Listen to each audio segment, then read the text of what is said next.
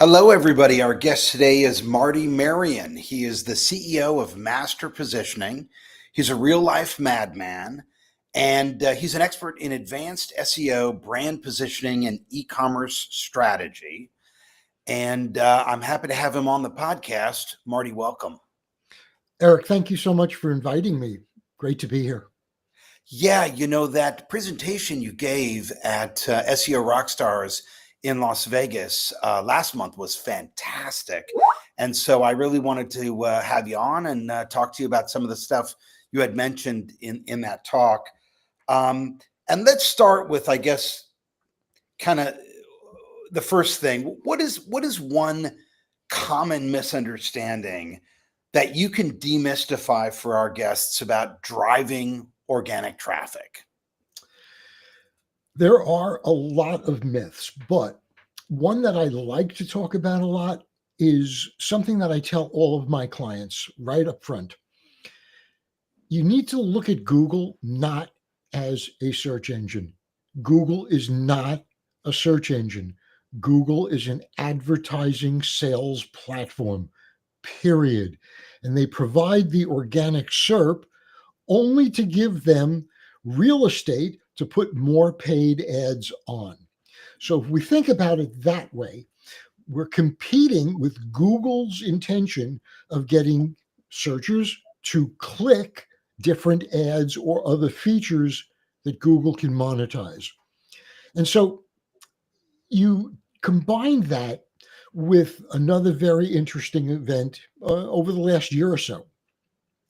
Google has begun to increase the presentation of direct answers.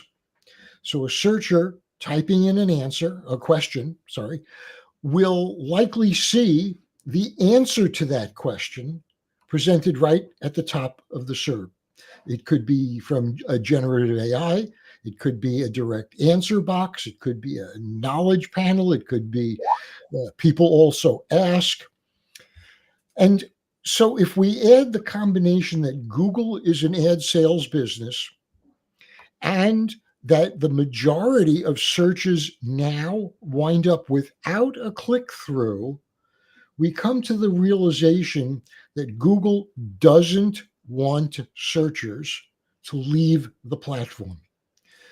Obviously, the longer time you spend on Google, more likely it is you're going to click a paid ad.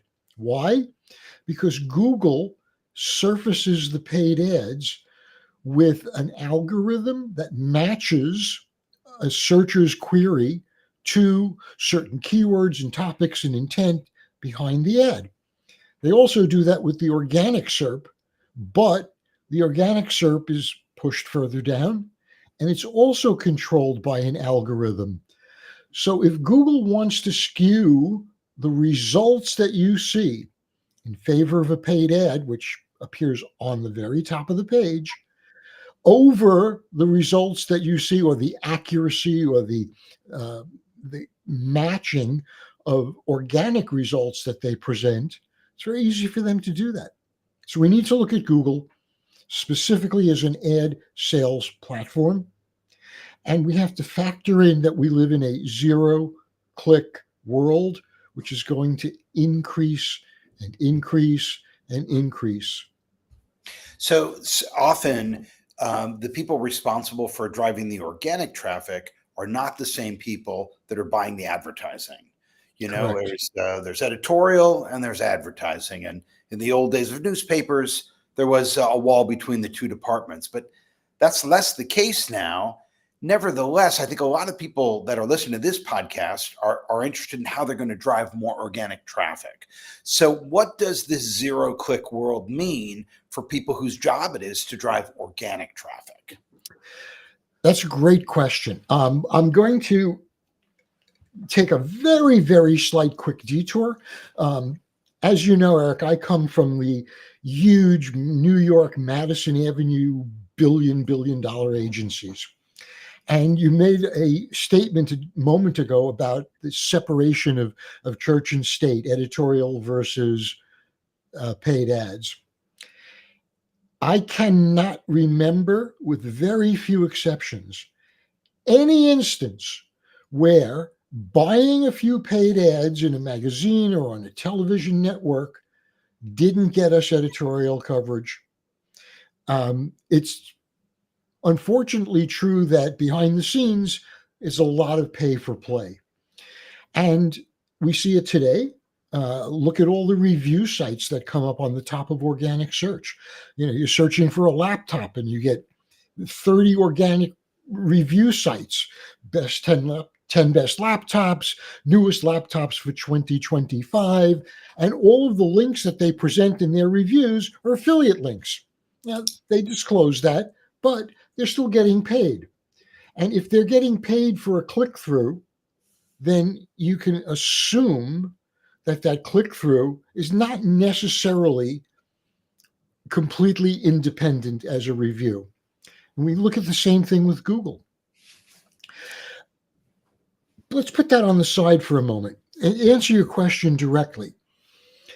If you are responsible for driving more organic traffic to your own site or for a client site, or if you're at an agency or you're an SEO consultant, you need to understand the psychology of a searcher, because you're looking for a specific target to take a specific action, meaning clicking on your organic result. And to do that, we have to dive into the mind of searchers. And this may sound counterintuitive. Searchers don't necessarily make their click decision based on what they believe is the best choice. They make their decision based on eliminating the choices they see that are obviously not resonating with them. So as you scroll down the SERP, and now we live in a world where we expect everything right now. So as you're scrolling down the SERP and scrolling and scrolling and scrolling and scrolling, your mind's eye is triggering different heuristics based on basically the page titles that you see, because as you scroll faster, the only thing your eye really catches is a page title in the organic SERP. And so if you see a page title that your brain says, nah, it's not for me, you're going right past it. But as you're scanning, if one word or one small phrase in a page title actually hits the heuristic of that is exactly what I am looking for, then you stand a better chance of getting the click. We used to compete in SEO against other organic listings. We needed to be in position 2 if our competitor was in position 5, and etc. That's not really the entire case anymore. Now, our biggest competitor is the search engine, not other search listings. And so if we're competing against the search engine for attention, we are competing against paid ads. We are competing against Google's selection of what to put in the generative AI or a knowledge panel, or people also ask. And so we have to look at how do we coordinate as SEOs with the paid channel, because you can't really separate it. I look at the concept of total search. Now, if I'm doing an SEO project for a client, I may not be handling the paid ads, but I absolutely need to coordinate with whoever's doing the paid ads so that we're using the same keyword buckets and the same intent drivers to present a unified picture to the searcher, so that for our client, it really doesn't matter whether my organic work drove the click or the other agency's paid work drove the click. We're still increasing the total click-through rate for total search, paid plus organic. And that's really an important metric. Let's talk for a minute about native advertising, because that really is sort of editorial and advertising. And I guess it's a bit of a land grab now who's going to actually control that, because you still have to provide editorial content, but then you buy the position. And there's so many of these organizations now that will actually sell you a position in one of these top 10 hats for summer, or best beachfront properties to rent in Turks and Caicos, whatever they may be.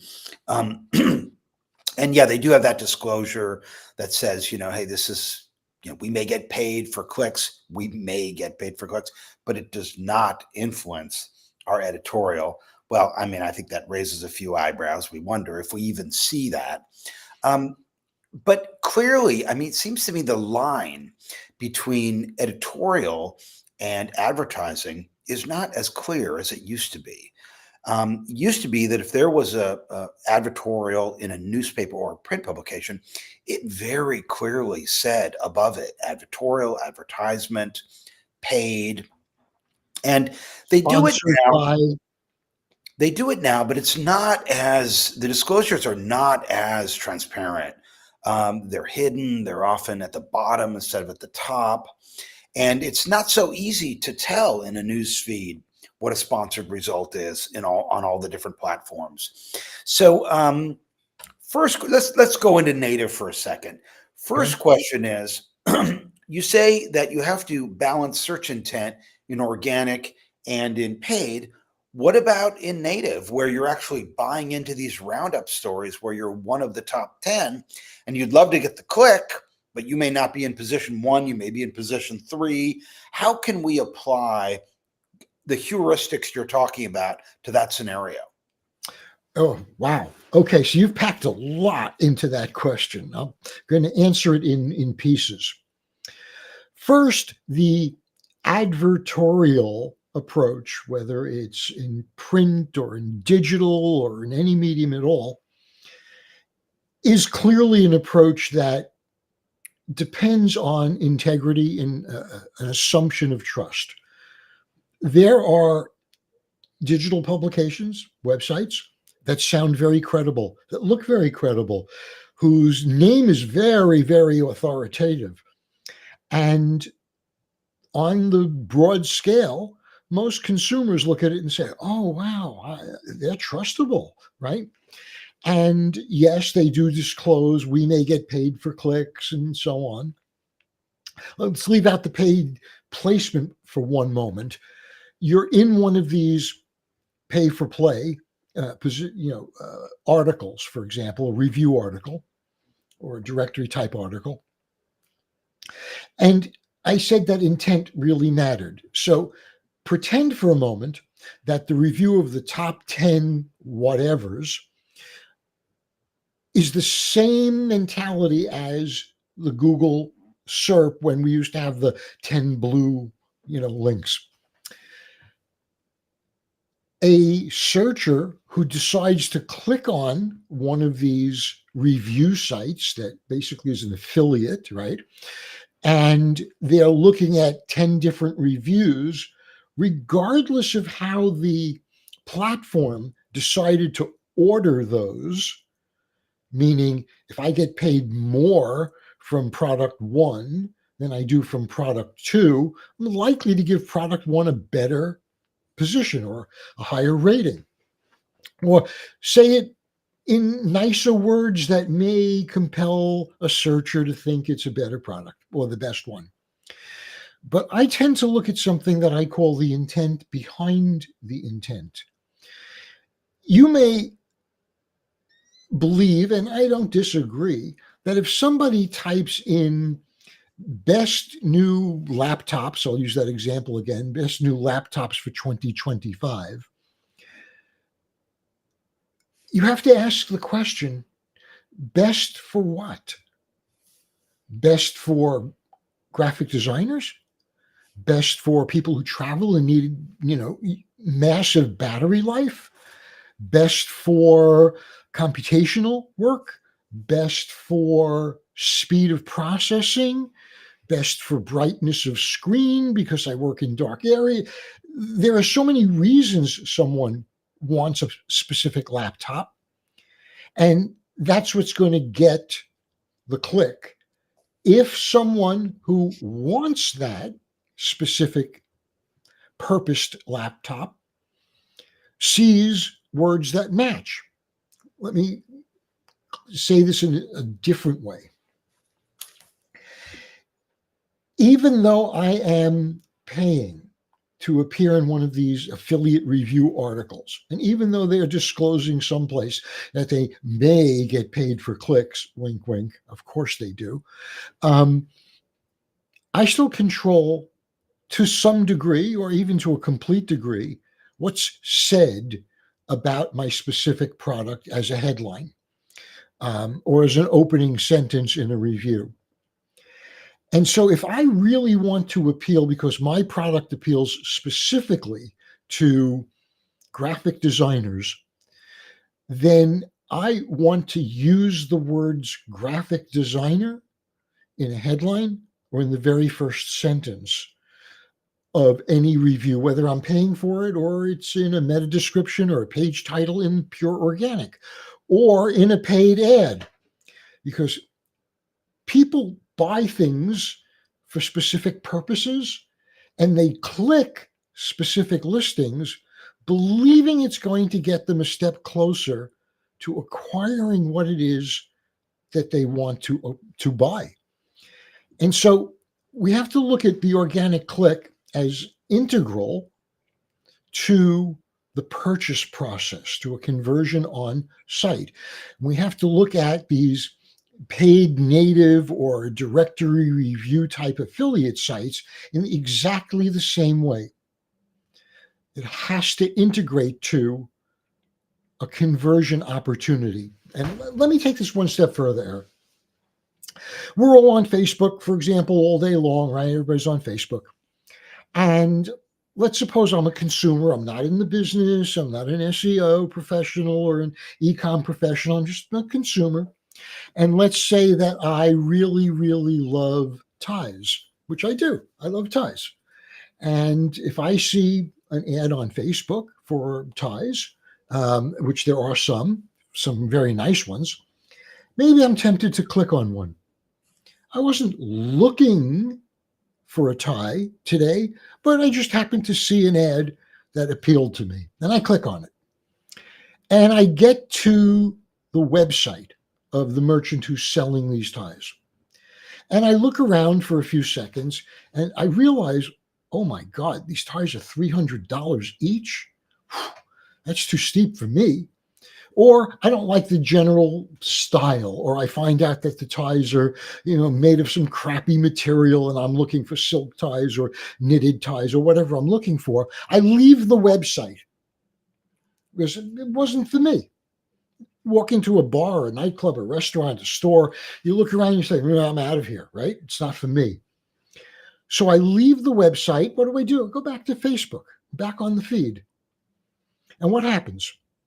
Within the next 2 minutes, my feed is filled with 20 ads for ties and related subjects like shirts, maybe sweaters, maybe, other apparel goods. Why? How does that happen? It happens because by clicking on the first instance of a tie ad, I have put myself in market to Facebook's algorithm. So Facebook says, this guy is likely to click on ads about ties or closely related subjects. So let's show him some more, because every click makes us money. And they fill up my feed.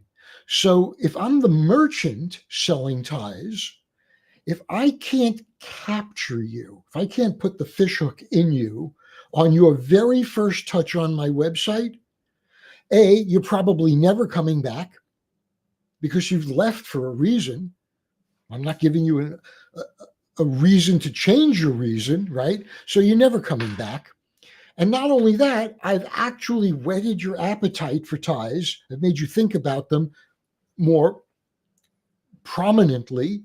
And now I'm sending you into the hands of my competitors on a silver platter because you put yourself in market because my ad was so amazing that you clicked on it, but you left my store.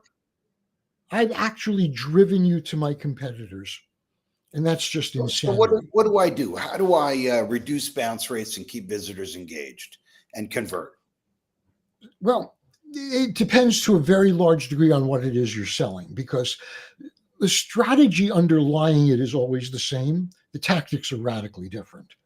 So if I'm selling, let's say we're talking about e-com products, and I'm selling a medium to low ticket item, right? Under $100. I know that the cost, the overall total cost to me, not only in hard dollars, but in soft dollars, of driving organic traffic to my website, or any traffic to my website, there's a cost to it. And it's unlikely that I'm going to make a profit on first sale.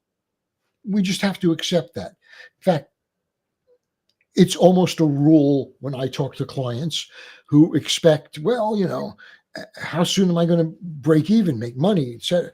And I'm very straight up with them. I tell them, you're not going to make any profit at all on your first sale, maybe even not on your second sale to the same customer. So if we understand that money is made in e-com based on LTV, lifetime value of a customer, then we're completely dependent on getting the second sale. But you're never going to get a second sale if you don't make a first sale.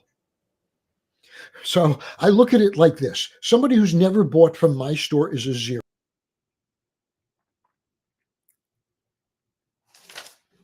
I think we lost audio.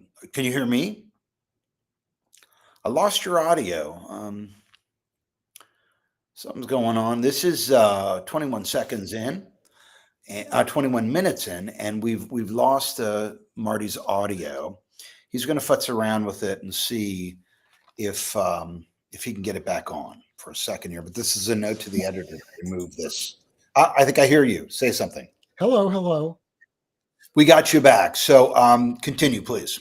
Where did we leave off? Where did you lose me? Let's. I'd like to go back to this idea of niching down for specific user intent. We were talking about best new laptops, and you had said best laptops for graphic designers, best laptops for travelers. I could imagine gamers would be in the market for laptops. So a lot of people who listen to this show, and really most people in e-commerce today, are small and medium-sized companies. That's the majority of, and many of these companies are former brick and mortar who were forced onto something like Shopify or WooCommerce because of the pandemic and no more foot traffic, or could be a manufacturer that lost their channel partners because of the pandemic, and they were sort of forced onto the internet, and now they're trying to figure it out. And when I'm working with a company like that, and I'm trying to make this argument, hey, we should go after graphic, we should niche down. The initial reaction, common reaction to people that are new to e-commerce is, well, I don't want to necessarily say I'm just for gamers, because then travelers won't want me. Or I don't want to say I'm just a travel laptop, because then I'm going to miss the graphic design audience. And so it's tough, because on the one hand, that if they just niche down, they're going to convert. But on their side, they're thinking, well, I don't want to splinter my audience. I want to sell to as many people as possible. And I would imagine this is something you probably dealt with in your Madison Avenue days as well, Absolutely. So how do you coach us, if you would, on how to handle that scenario with a client?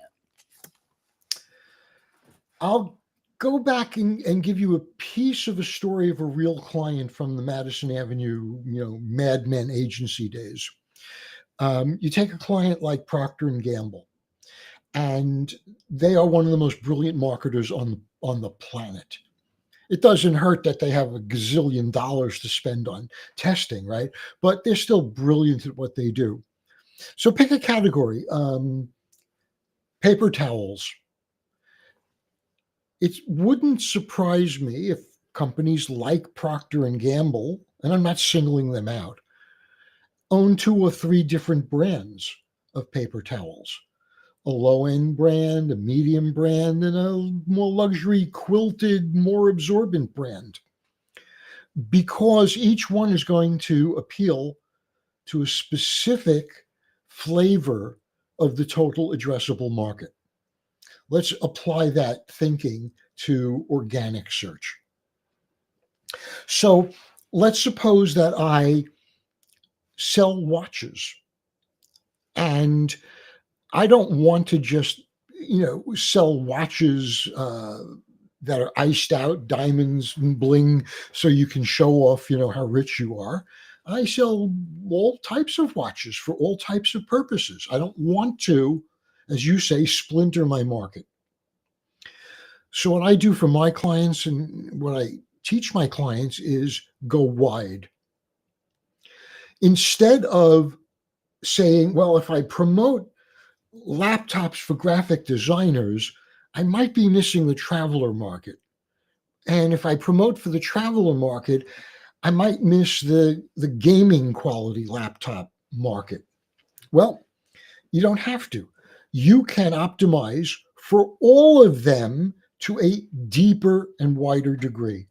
You can have a page about laptops for graphic designers, and you can have a second page, laptops for gamers, and a third optimization silo of laptops for travelers.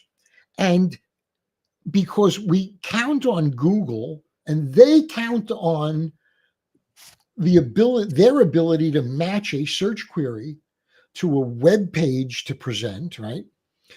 That if we have multiple web pages based on the intent behind the intent, that's a phrase I coined, meaning I'm not just looking for a laptop. My superficial intent is buy a laptop. But why? Why am I buying a laptop? Am I buying it because I'm a gamer? Am I buying it because I travel? And so if you can address, let's say, the 10 most frequently searched for categories in your subject matter, and you optimize for all of them, and somebody happens to type in best laptop for graphic designers or best gaming laptops of 2025, Google is going to find one of your web pages that's perfectly optimized for that specific intent behind the intent. For the small startup or the mid-sized company that's sort of looking at just an endless mountain of work to get done, how do they tackle that objective of, going for building all this niche content? What is the strategic way to get it done?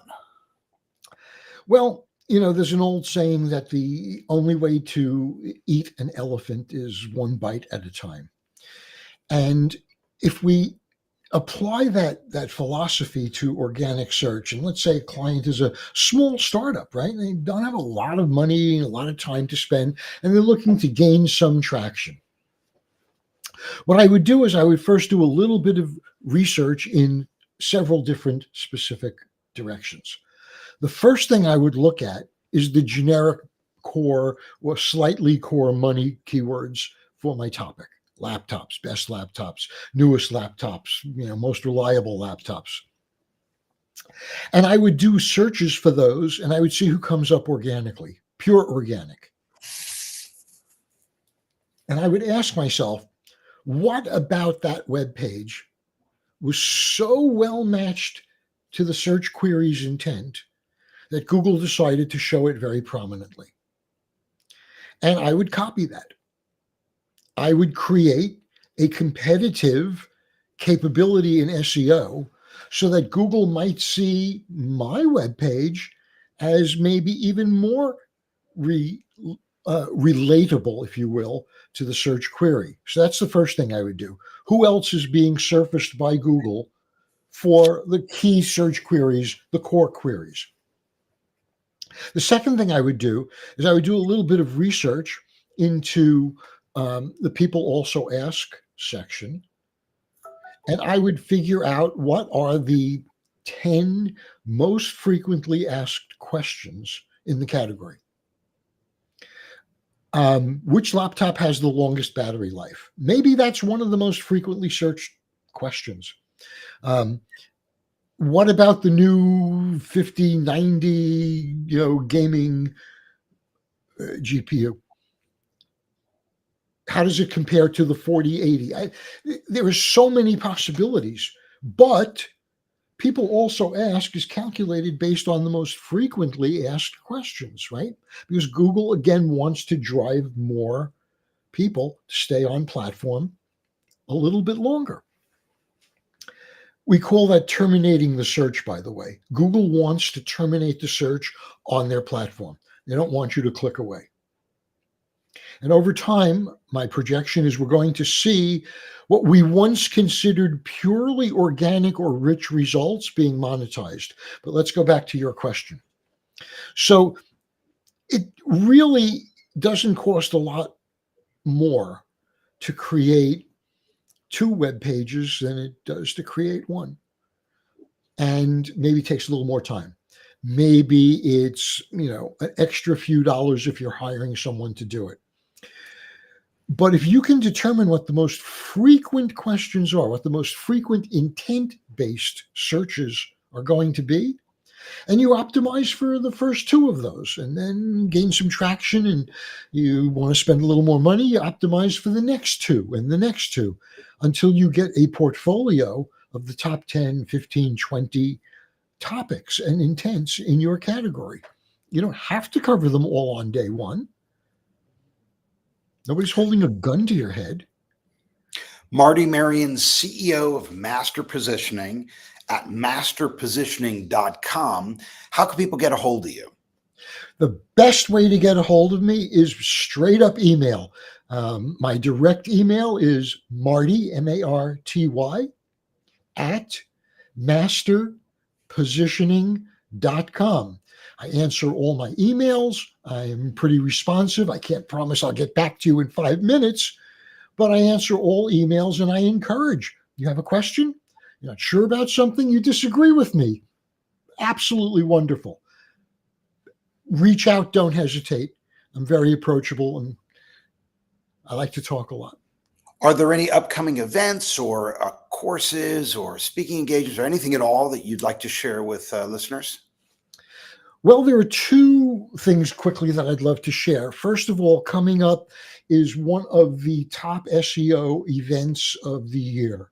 I never miss it. It's called SEO Spring Training, and it is hosted by Terry and Elizabeth Samuels and Clint Butler and sometimes a couple of other people. And it is by far one of the best opportunities to listen to, rub elbows with, meet, talk with, ask questions of literally the most advanced SEOs in the industry. I think it's taking place in Phoenix in early May. SEO Spring Training 2025. I highly recommend it to absolutely anybody that touches organic search. And then I am going to be opening up a very, very few private consulting opportunities to work one-on-one with me. I do this once or twice a year only. It's very limited because it takes time, where I will get on 1 or more Zoom sessions with you. I will work through your specific challenges, questions, hurdles, uncertainties, or strategies to improve your SEO and your organic traffic. So I'm opening up probably about 6, maybe as many as 10 slots to work directly with me on a one-on-one basis. Great. And again, emailing me is the best way to get information. Perfect. Well, thank you so much for taking the time to do this. You are very welcome. As you can tell, I love to talk. And this is a subject that's very near and dear to my heart. Thank you for the questions. They were really right on target, Eric. Thank you. Thanks, Marty. And thanks to everyone for listening. This is Eric Schwartzman for Organic Traffic, signing off.